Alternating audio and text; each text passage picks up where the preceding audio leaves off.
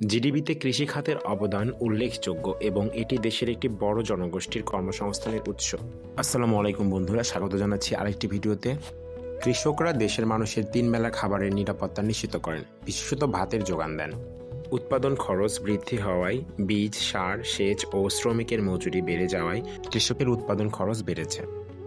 বাংলাদেশ একটি কৃষিপ্রধান দেশ, যেখানে কৃষকের জীবন ও কর্ম গ্রামীণ অর্থনীতি ও সামাজিক কাঠামোর অবিচ্ছেদ্য অংশ।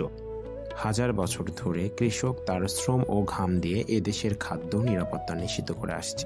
বাংলাদেশের কৃষক আমাদের খাদ্য নিরাপত্তা ও অর্থনীতির মেরুদণ্ড।